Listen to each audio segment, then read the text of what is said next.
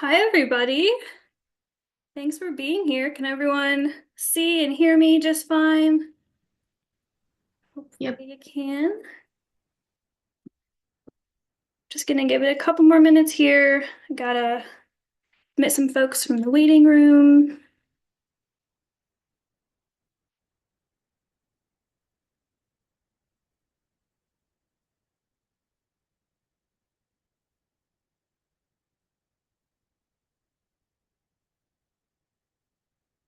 All right, I'm gonna go ahead and get started. I might have to pause here and there to let more folks in, but just bear with me through that. So, hi everyone. Thanks for being here to learn about lingering hemlocks. I'm so glad that you took the time to learn about this awesome project that we're doing. My name's Olivia Hall. I'm with the Hemlock Restoration Initiative, which is a nonprofit based out of Asheville. And I'll be telling you about a collective called Tree Species in Peril and how you can help us search for lingering hemlocks. So let's get started after I admit one more batch.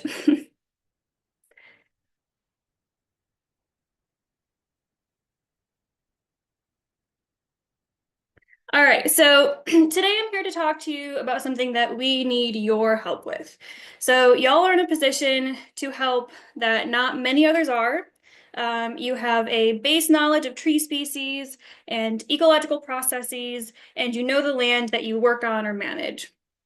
You're traversing sections of the forest that no one else is, and so all of these are why we need your help specifically to locate these lingering hemlocks. So here's what I'm going to cover: the overall project, the background info, and then the two strategies that we're utilizing. We're going to talk about hemlocks specifically today, but I do want to make you aware that this is a subset of a larger project called Tree Species in Peril. I also want to preface this presentation by saying that I am going to throw kind of a lot of information at you. Don't feel like you have to absorb every single bit of it before you can go out and start making submissions. All of these resources that I'll share with you today are available on our website, and I'm always here for follow-up discussions and questions. We expect and hope this project to be ongoing in the indefinite future. So, we'll work together to figure out what works and what doesn't.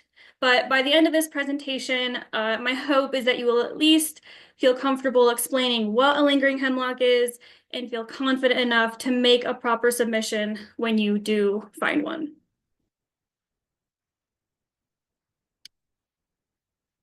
So first, who are we? How do we fit into this? So like I said, HRI is a small nonprofit with a large reach based in Asheville here in North Carolina.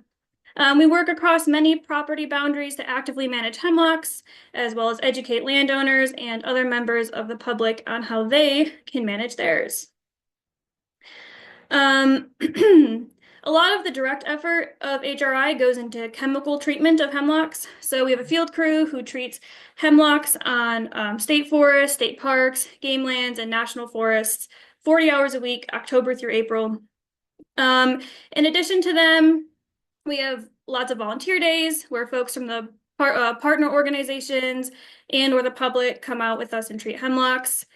We cover a lot of ground this way, and to date, HRI has treated over 125,000 hemlocks, which is awesome. I work for HRI as an outreach manager, but I also have an active role in the field participating in hemlock management with our crew. So because of our education background, HRI was well positioned to begin an outreach program asking for help in the search for lingering hemlocks as a part of this Tree Species in Peril collective.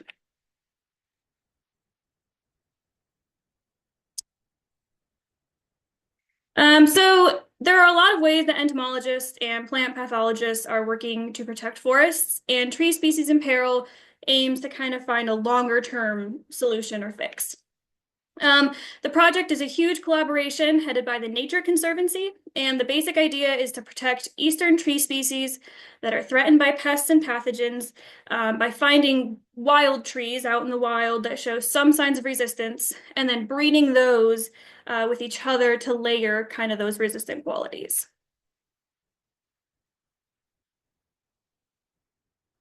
The folks involved in this project are wide-ranging in disciplines, geographic areas, and sectors. We have university folks, government, nonprofit, other private organizations involved, from researchers to app developers, educators, and foresters. And this is us, and these are just some of the folks who are involved with the hemlock portion of that.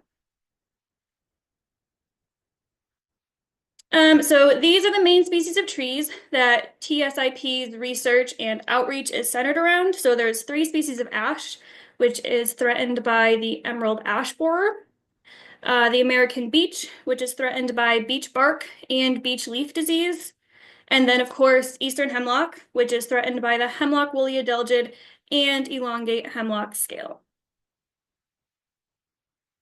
There are a lot of research projects that are occurring between these trees and their respective pests. It's really an incredible collaboration, and it's resulting in some pretty impressive projects. So the photo on the left is showing some beech seedlings that have been inoculated with the nematode that causes beech leaf disease. And then the photo in the middle is a shot of an ash orchard at the Holden Arboretum in Ohio, another one of our partners, where ashes that may be slightly resistant to emerald ash borer have been bred and planted. And then the photo on the right is a hemlock sapling that is undergoing different stress treatments, such as like drought, to try and trigger cone production. So these are just some examples of the research projects that are being conducted under this Tree Species in Peril project. All right, but today we're going to focus on the eastern hemlock portion of this project. I do have a poll for y'all, if I can figure out how to get to it.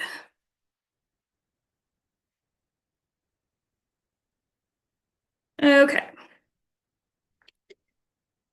So the question is, do you come across hemlocks in your normal work or recreation?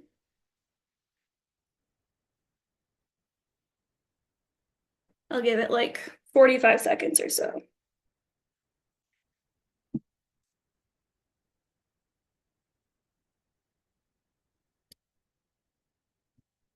All right, cool. So it looks like about 75% of y'all said yes, lots, and then about 25% of y'all said some. So that's awesome. We got lots of hemlock people here. These are what those look like. So that's great. Okay, how do I get out of this?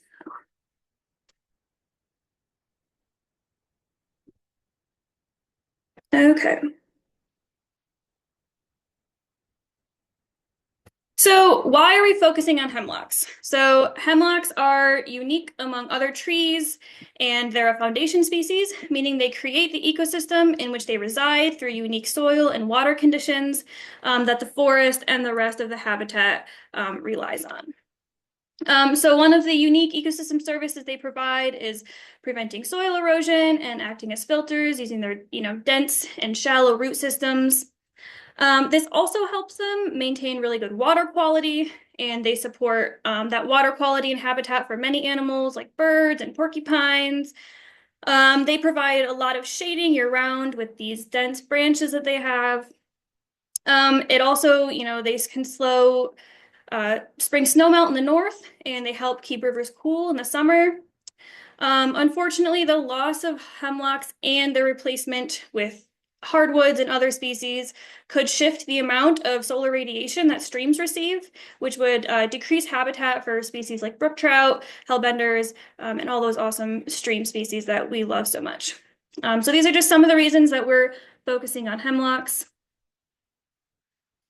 And I just want to, make the point that it's not about saving the individual species of the hemlock. It's also about maintaining these ecosystems and the habitat that they create. There's no other tree that can fill this niche in quite the same way.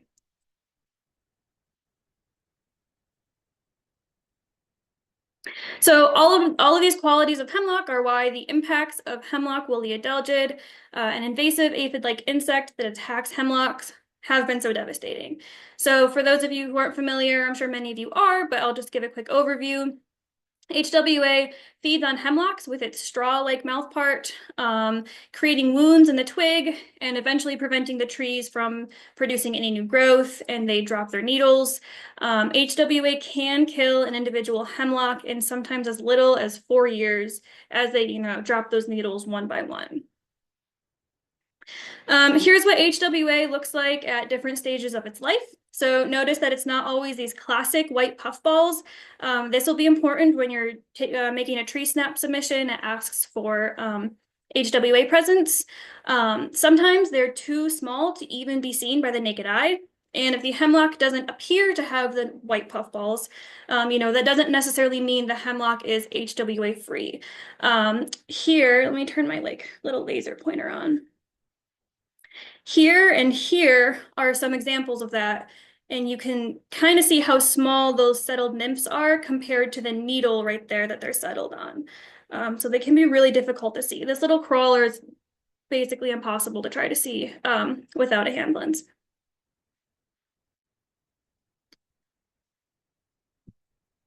All right, so elongate hemlock scale, or EHS, is another pest of hemlocks.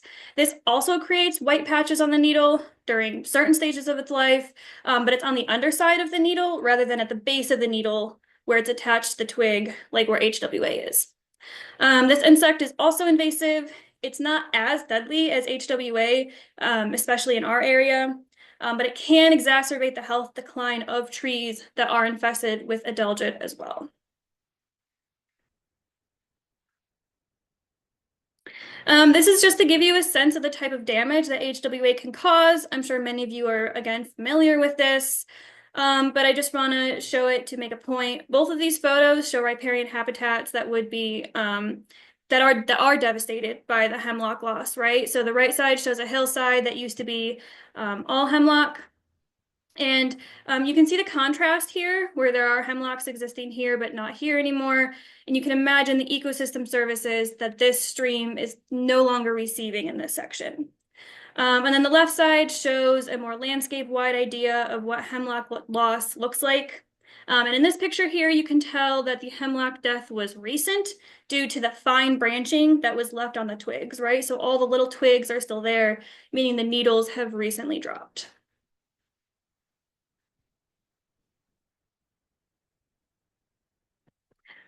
For some more scale context, here on your left is the native range of the two species of hemlock in North America. On your right is the distribution of HWA as of 2023. So it is a little bit outdated. There is a little bit more expansion since then. The brown is detections before 2023, and then the yellow is the most recent detections. You can see that HWA is present in 100% of the range of Carolina hemlocks and is present in the majority of the range of eastern hemlocks, and it's spreading. So there's been a considerable effort to conserve hemlocks in this range, and all of these are important pieces of the puzzle. Chemical control is mainly in the form of a systemic insecticide application, biological control with our Laricobius beetles and silverflies. There's some silvicultural control research that is looking into canopy gap creation to increase sunlight exposure. But some of these, especially, chemical control, are not sustainable in the long-term picture. So what we're focused on today is host resistance to try to get that long-term solution. So this is the name that we're giving the hemlock subset of tree species in peril, the Lingering Hemlock Project. Okay, so what even is a lingering hemlock? So roughly, it's a hemlock or group of hemlocks that is dying more slowly than those around it, despite similar environmental conditions and similar HWA infestation levels.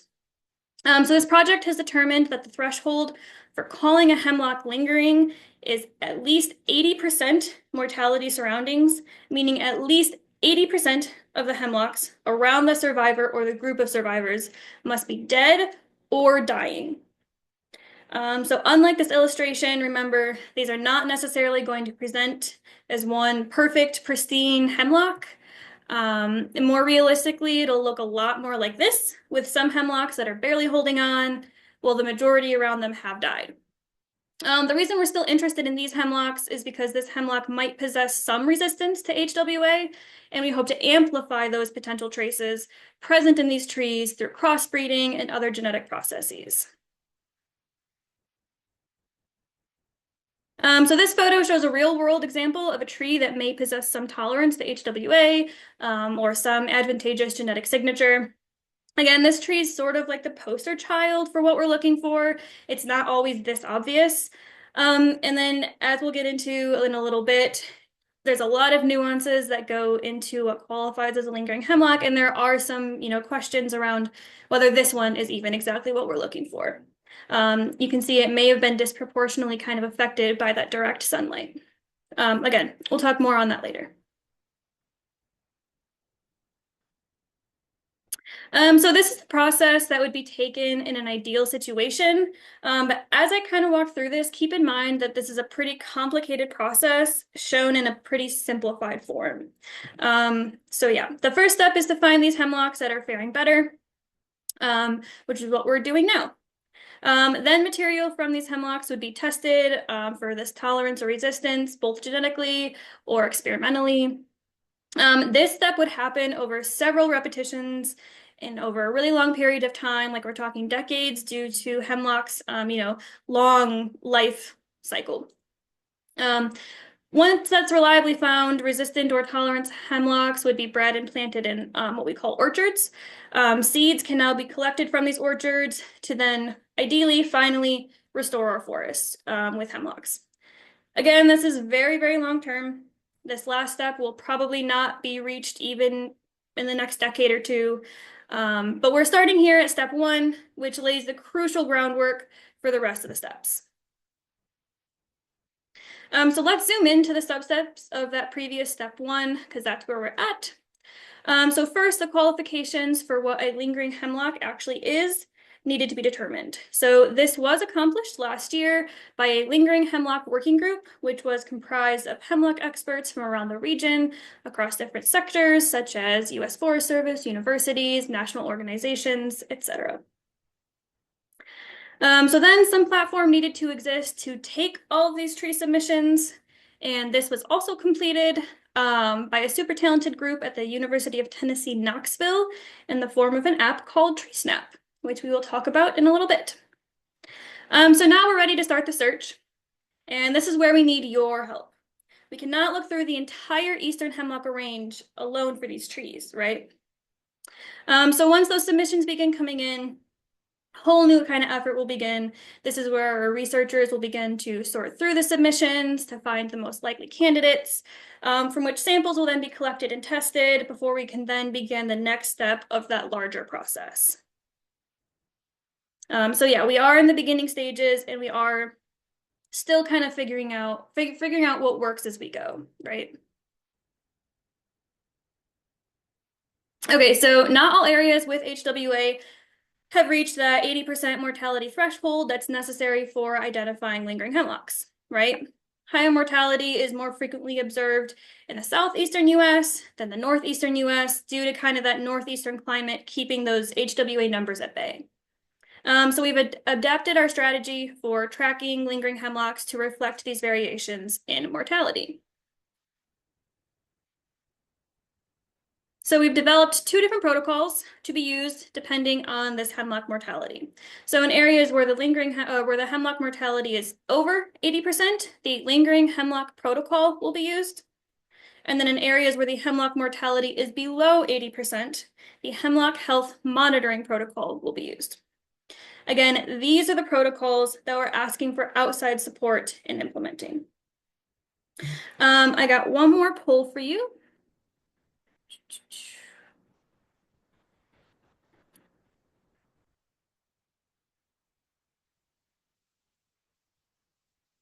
All right, so are the hemlocks in your area in decline?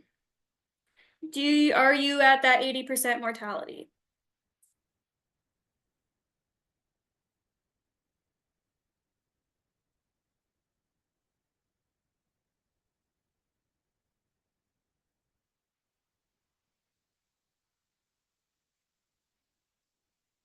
All right, so it's looking like about, again, 75% of you are saying that yes, there's extensive mortality in most places. And then about 25% of you are saying yes, but there's kind of that limited mortality so far. Great. So I will be talking about both protocols. I will spend more time on that lingering hemlock protocol because I did kind of expect most of you to be in that area, but we will talk about the other one also. I also want to just mention that my coworker, Alicia Walsh, is monitoring the chat. So if anyone has any questions at any time throughout this, go ahead and just chat it in the chat and Alicia will answer it. Or if it's something that I should answer, she'll let me know at the end of the presentation. Great.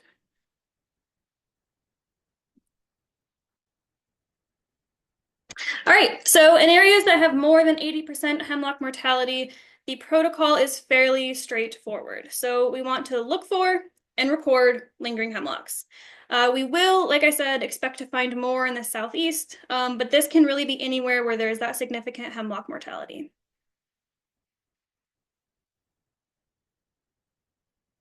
This will be done through an app called TreeSnap. It's kind of like a sounds. So once you find a tree that you think might be a lingering hemlock, you'll take the location, take photos of it, answer questions about the tree itself, as well as the surrounding trees. And then you'll submit it. So it's a free app and is available to download on most app stores on, iPhone, Android, other smartphones. There is also a desktop version, but you can't make any submissions through that. You can only kind of like see existing submissions, but the exact locations of those submissions are blurred to the general public, and that's to protect the tree, and the property that it's on. In just a little bit, we're going to walk through the entire submission process in TreeSnap. So if you are able to download it to follow along while we do so, I highly encourage that. I think it would be really useful for you while we do that. So, okay, what exactly should you look for? I'm going to walk through the qualifications that the Lingering Hemlock Working Group came up with for lingering hemlock. So first, you're going to want to make sure that the hemlock you are recording is above 4 inches in dBH. That's diameter at breast height. So this is for a couple reasons, but mainly to ensure that the tree has had HWA long enough to incur damage, and these smaller saplings may not have. Also, since we do need to record 80% or more mortality, it can be hard to see or find dead hemlocks, that are less than that 4-inch dBH. So for example, the photo on the left would probably not be a good candidate, but the photo on the right, maybe. So there are also some exceptions to this, like in the case where you do find 80% or more dead 4-inch hemlocks, and there is a very clear survivor in the patch, you can go ahead and submit that. This is just kind of a general rule. Remember, again, it might not look this perfect or obvious as the tree in the photo. And when we're talking about size, we do want kind of the same size class to be represented. So a lingering hemlock that is 8 inches and all of the hemlocks surrounding it are 20 inches of dBH. That's less important than if there's a similar size lingering hemlock to the dead ones, if that makes sense. So we're also only interested in our forested trees. This is because planted trees may have gotten more care as it grew, even if it wasn't chemically treated. And this can be in the form of, more sunlight, more water, or any other types of nurturing that can kind of confound that growth. So the photo on the left would not be a good candidate, while the hemlock in the photo on the right might be. So this is the factor that is really going to tell us if this hemlock might be alive because of some innate resistance to HWA. So if a live hemlock is surrounded by many dead or way less healthy hemlocks in similar environmental conditions, that's super promising, right? This is not a guarantee, and there are some environmental factors that can make a hemlock seem tolerant even when it isn't. Also, the surrounding hemlocks do not have to be dead. They just have to be visibly much worse off. Okay, so none of the hemlocks in the left photo or in the middle photo would be good candidates due to the live hemlocks and the lack of dead hemlocks that are surrounding them. But that, again, that same hemlock that we saw before in the right photo might be a good candidate, as we can count 9 dead hemlocks to the 1 that's live.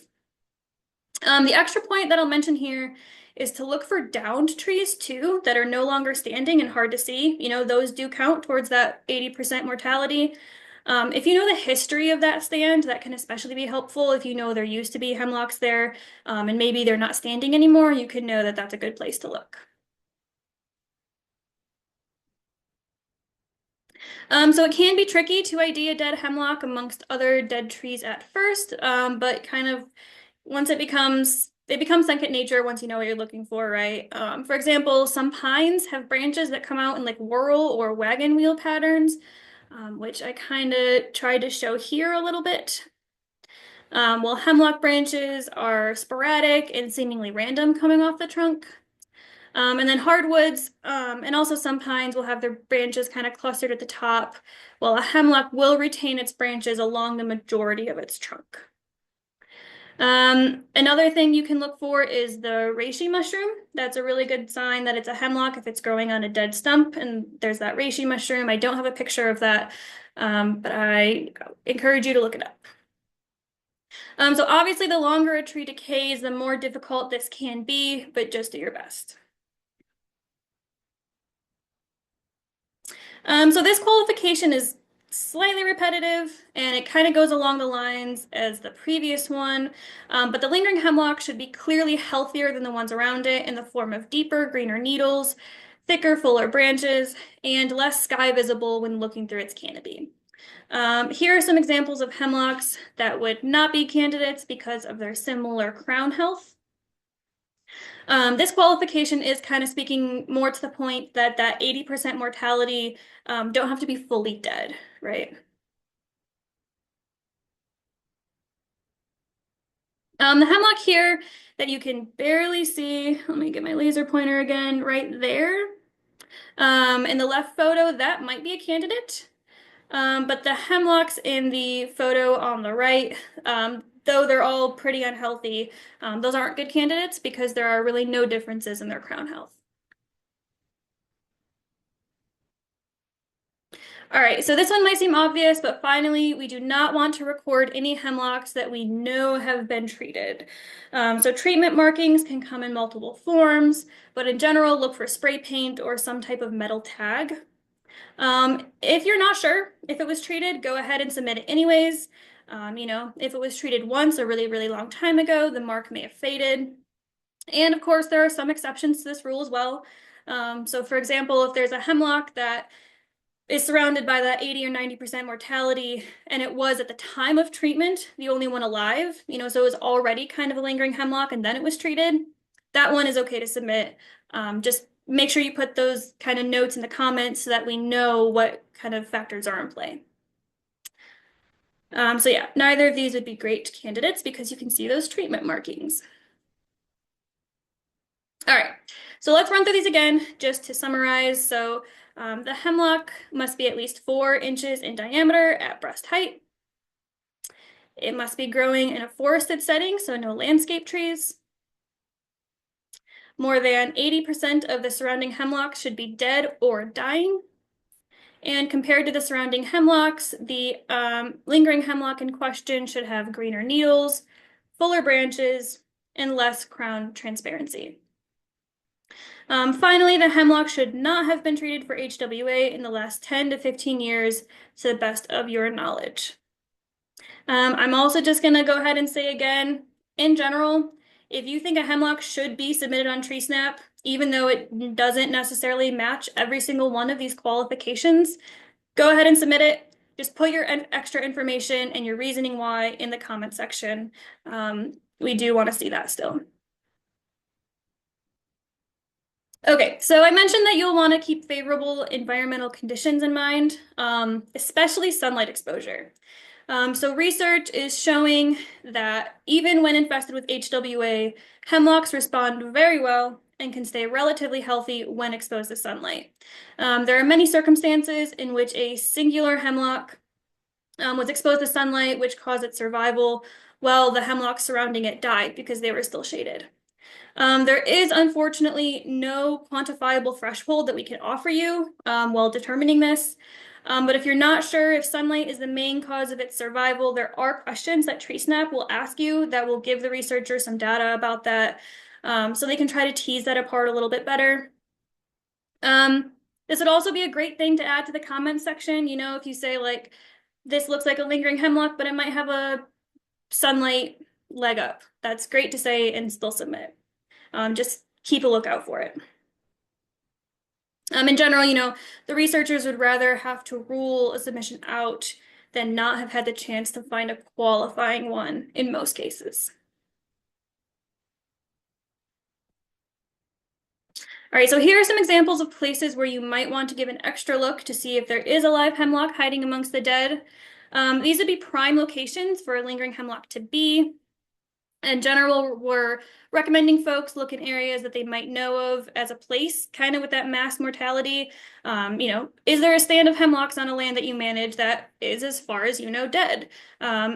These types of areas where there are tons of standing dead hemlocks, that you want to really, really look twice to see if there are one or two hemlocks that are hanging on. Sometimes the dead stand out more, and without looking, you don't necessarily realize that there might be lingering hemlock candidates there. Also, in general, this search is best done when the leaves are off of the deciduous trees for this exact reason. It makes kind of those live hemlocks pop a little bit more.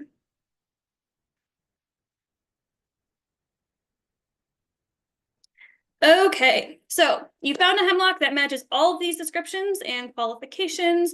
You think it might be a lingering hemlock and you want to submit it. That's awesome. So even getting to this step is a win. You've won half the battle, right?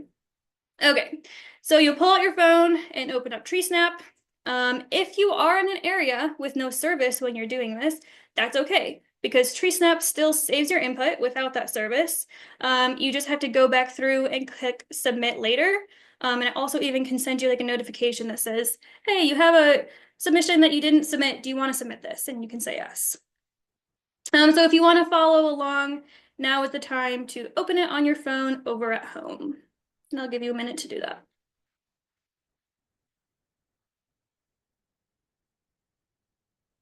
All right. So the first screen that you'll come to is the species selection. You can scroll through and see all the species listed. These are all species for which active research is happening and that is supported by TreeSnap. So that's kind of cool. You can explore those if you would like. But for this purpose, you'll go ahead and select hemlock. It'll then bring you to this screen. And this is where you're going to tap to collect the GPS, take photos, and under collection purpose, you will say lingering hemlock data reporting. I do want to say that the only required questions of the entire submission are the location and the photos. The rest are optional. So like I said, what is your purpose for reporting this hemlock? There are a bunch of different options, and this screenshot is also a little bit outdated. There is a fifth option called adventure scientist participation. But for this purpose, we're going to say lingering hemlock data reporting. All right, so you can report a singular lingering hemlock or a group of lingering hemlocks, so long as the ratio at large is, you know, that 80% dead to 20% alive. You can also report that there are no lingering hemlocks in the area due to good health. This is also information that researchers can utilize. I do want to talk really quick about that kind of, you know, the group of lingering hemlocks, because one of the trickiest aspects of this protocol is figuring out kind of what our scale of search is. So for example, what qualifies as a group of lingering hemlocks? How far out do you have to look to find that 80% mortality rate? I don't have a great answer, but generally look as far as the environmental conditions are similar. So for example, if you're on a slope and the hemlocks at the top look different than the hemlocks in the valley, don't compare them together. Consider them as two separate groups. So they might differ in water availability, sunlight exposure, soil composition, etc. So kind of look within those groups, not between. Unfortunately, this is not, you know, a hard and fast rule. But these nuances are a part of the reason we're putting most of our effort engaging you guys. Folks who know the forests, know environmental variables, and can kind of make these educated decisions. And I'm going to say this a million times, but we want to see your submission. If you think there are confusing nuances surrounding the scale aspect, please just submit it anyways and just describe it in the comments section and explain why you think it qualifies or does not qualify as a lingering hemlock or a group of lingering hemlocks.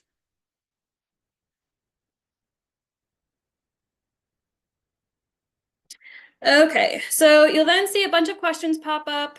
These are the metrics you'll take for your lingering hemlock. Before going through these, I do want to take a moment to note, if I get my laser pointer again, that in this information tab up here, there's a nice long overview with ID photos, examples, and help for any of these metrics that they're asking you for. All right, so TreeSnap will ask you to estimate HWA infestation levels. And again, notice that it also has a feature where you can click here and it will show you examples of each bin. As a general guideline, we consider light infestation to be less than 20% of the needle bases with HWA present, moderate infestation to be 20 to 50% of the needle bases with HWA, and then we consider heavy infestation to be more than 50% of the needle bases with HWA. You can just eyeball this. There's no need to count exactly. We just had to make some sort of discrete separation between light, medium, and heavy. TreeSnap will also ask you to estimate the same for elongate hemlock scale. Again, EHS is that other invasive hemlock insect pest that inserts itself under a layer of the needle itself and can cause decline on its host. So you can kind of see it here in the middle photo also. This is what it looks like without that white coat on it that it has in this photo. That just depends on the time of year. So we follow these same guidelines for estimating these levels. Under 20% for light, 20 to 50% for moderate, and over 50% of the needles with EHS for heavy.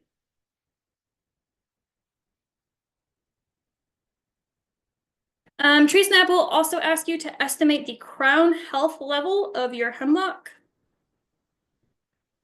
So think of this in terms of percent of the crown that has live growth coming off of it. So over 80% of the trunk having live growth, the hemlock is considered healthy. Between 20 and 80% live growth of that trunk having live growth, the hemlock is considered in decline. And then less than 20% and the hemlock is considered to be in severe decline. You'll be asked about other stressors. This can be a long list of things that are not limited to the ones that are listed here. Here are some more examples of other stressors. It can be hemlock borer, spider mites, hemlock tip blight, root rot. There's a bunch of different ones that I could talk forever about them, but just look for any other stressors that might be declining this hemlock's health more so than HWA, because that will be taken into consideration when we think about why this hemlock is healthy or not healthy. All right, so you'll answer a question about cones and the crown position of the tree. This crown position question is where the sunlight factor will be teased apart a little bit, right? So a dominant crown that's above the canopy of the other trees is going to be getting a lot more sunlight than those hemlocks that are overtopped and not getting as much sunlight. All right, so you'd be asked about new growth on the lingering hemlock, the habitat of the lingering hemlock, and then finally, if you've completed a lingering hemlock search training. Since you're watching this presentation, you can go ahead and click yes in your future submissions. This way, when the researchers are combing through all the submissions, of which we have like over 1,000 now, they'll know that this one holds, especially useful information because you all know what you're looking for. All right, so the next round of questions are assessing the surrounding trees. And again, these are optional. All of these are optional, so you can decide how much you have time for. But of course, the more information that's given, the easier it will be for the researchers to determine if this tree is a candidate worth getting a sample from, right? So you'll answer most of the same questions for the surrounding trees as you did for the lingering one. And that's what those are. So once you have all the information that you want, you'll go ahead and click Save, which is, let me get my laser again, right there.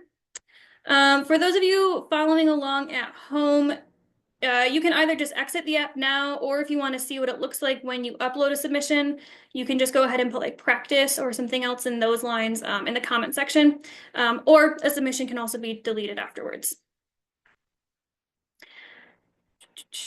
So great. Now you can go ahead and see all of your submissions, or as they call them, observations in TreeSnap. Cool. That wasn't so bad, right? Especially if we don't have time to answer all those questions. It really doesn't take long to just open TreeSnap, take a waypoint, upload a photo, and be done with it. I would ask that you, if you do go that route and you don't answer any of the other questions, please just put a couple sentences in the comment section of explaining the situation a little bit and just why this is a lingering hemlock candidate. This is going to be so helpful to so many hemlock conservationists and researchers to have that on record. So even though you can see how fun it is based on this totally 100% real life footage of people looking for lingering hemlocks, just kidding. But we're not asking you to go out and have an expedition specifically to look for lingering hemlocks. If you can and want to do that, that's great, even better, you know. But we understand that you are limited on time and you do have other tasks that take priority. So instead, we just want to equip you with the information and resources that you need to recognize a lingering hemlock if you happen to stumble upon one during your daily tasks out in the woods.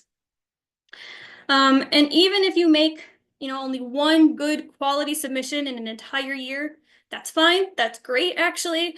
If we have land managers looking all over the eastern US region and each makes just one submission, we're cooking with gas. All right, so before a collection is taken from a tree that was submitted on TreeSnap, there are a couple things that the researchers will look at to vet them. They'll be able to take data for the location of the tree, like the slope, the aspect, and any history that might determine if the surrounding hemlocks, died from something other than HWA, like wind events, burns, such like that. They'll also look at all the information you submitted, along with the photos, to determine if they think your submission is a true candidate. Only after all this, and of course after permission is granted from the property owners, will a collection be taken for testing. All right. So a couple final points about the lingering hemlock search that I would like to make is that we expect the lingering hemlocks to be randomly spread across the eastern hemlock range, probably hiding in every corner, and that's why we need help from natural resource and conservation partners in all parts of its range, so that we can have eyes on, as most of it as possible. This also increases the chance of multiple resistant genotypes being found, and that's what's needed for a successful breeding program. Also, since these hemlocks are not likely fully resistant, they are dying and they will die eventually. And then we will not be able to tell if it even had any lingering qualities, and we will have missed out on that opportunity. There's likely already many dead hemlocks that could have qualified as lingering, and we want to make sure we don't lose out on more than we have to. So we need to find them in time, or we will miss out on all that knowledge. Okay. So that's the lingering hemlock search portion of this project. But of course, not all of eastern hemlock's range will be at this 80% threshold yet. But if you're in an area where this is the case, you can still help. And the second part of this initiative will be helping to install hemlock health monitoring plots. So in this protocol, plots will be set up and monitored annually to keep track of hemlock mortality in areas that still, have that below 80%. We're hoping to have these spread throughout the northeastern US or in places where there are pockets of untreated surviving hemlocks in the southeastern US. This is headed by the New York State Hemlock Initiative, as they are located closer to the majority of those areas. The idea here is to track hemlock mortality so that we can know as soon as possible when hemlock mortality reaches 80% and we can transition to looking for lingering hemlocks. This will also help us track the right hemlock mortality, and there's not yet a unified structure for collecting and sharing data on where mortality has occurred, but this plot network will help with that. So for these plots, we're looking for organizations like land trusts, natural areas, academic institutions who will have regular access to a hemlock stand that they can monitor. So if any of you on this webinar right now, even if you're not a part of an organization that matches this, if you know of one, please let them know about this and that we're looking for their participation. So once you've chosen the plot location and area, you can set up the plot by tagging each tree. These are some examples of each tree, or of tree tags or spray paint as a way to mark them. There's a round of data collection that'll focus on the already dead trees. That's only when you establish it. That's not going to be every year. But then you'll be ready to collect your first round of annual data on each tree in the plot. Here are some of what those data sheets will look like. The QR code on the right here will send you to our website, which has all of this information and all of these forms available for download. This first one is site information, which you will only need to fill out once. So this is like administrative stuff like name, address, ownership. This plot information form will also be only filled out once. This will be information like coordinates, habitat, history. You'll record information about dead hemlocks in your plot when you set it up, and you'll take data such as species, DBH, cause of death. I'm just going to go through these really quickly because, like I said, these are on our website and they're pretty straightforward. So the final form you'll fill out upon creation of your plot will be the initial tree records, which just asks for basic information such as coordinates and species. And then every year following establishment, these people who are in charge of these plots will fill out the annual tree information. This is where kind of the bulk of the work is going to come in.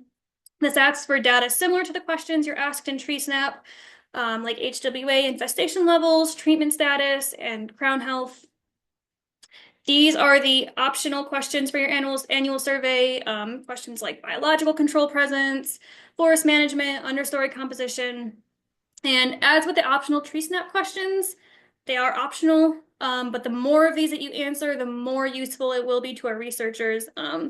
But we recognize that this takes a lot of time, so you choose what you have time for.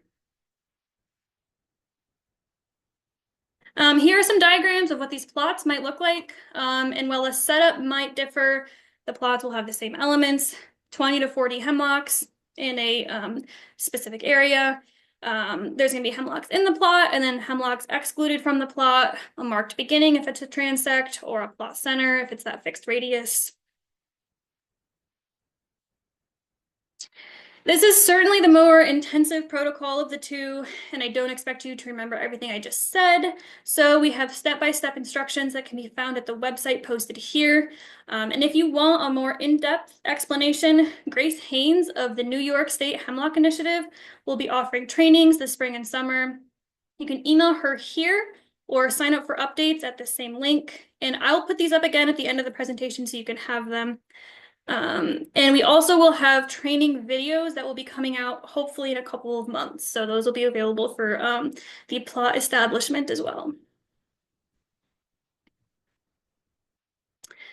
All right, so we found lingering hemlocks. We have them all recorded in TreeSnap. So now what? Well, successfully completing step 1 will not just fulfill the long-term objective of tree species in peril of restoring the forests. Simply getting to step 2 will be a win. You know, there are many potential future research projects that can utilize thousands of samples of these potential lingering hemlocks, some of which may simply allow us to prioritize the stands with this lingering status as it might respond better and last longer between treatments, whether that's chemical, biological, silvicultural. And of course, having lots of folks out looking, culminating in a detailed record where there are untreated hemlocks still healthy, gives hemlock conservation a huge leg up, you know, just by knowing where they are. Even if these trees don't become part of a breeding program, it can help researchers understand the mode of resistance in hemlocks because that's something we still don't really know yet. So with your background knowledge and awareness of the forest around you, I hope you see that you are our hope to completing these goals. I hope you see the importance and join us in the effort. If you're a manager, please spread this to your crew.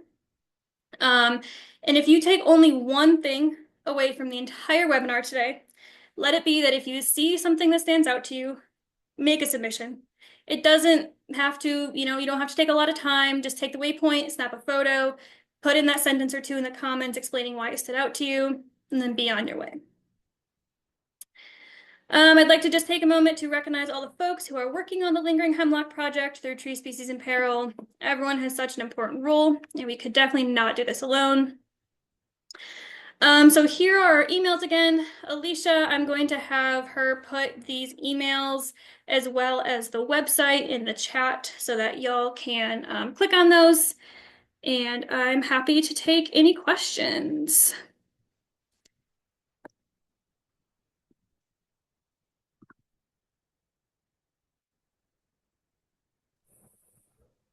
Are you taking audio questions or are you reading the chat? Seth, where I could not hear that if you were answering a question, can you repeat that? I said, are you taking audio questions or are you looking at the chat for questions? Either, so audio or if there's one in the chat, I can answer that too. I was mainly just wondering, when you come to collect samples, what Mhm. exactly do you take from the tree? Can you repeat that one more time? I'm sorry. When you come to collect samples from the living tree, what exactly is taken from the tree? Yeah, I'm not exactly for sure. I think it's just a clip of the branch, or potentially cones, or maybe both. Yeah. Thank you. hmm I do also want to say that in the registration that y'all filled out, I asked if you guys were interested in a kind of like an in-person training. I'm going to be in touch with those of you who said yes. I know lots of you are in our area, and I have a tentative date for a workshop in person over in like the South Mills River area. So please be in touch if you are interested in that. Those of you who are not in our area, I know some of you are from like Virginia. I'll be in touch with you about potentially getting up closer to your area. These would be awesome for like if you have your whole crew and you want me to do kind of like a walkthrough submission, we can talk through some more of these nuances, and there are even more that weren't able to come up here. So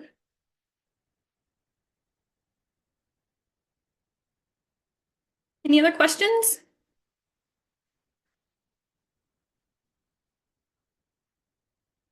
All right. Well, thanks everyone. And I will hang out until everyone's gone, I guess, in case there's any last minute lingering questions. But thanks for coming.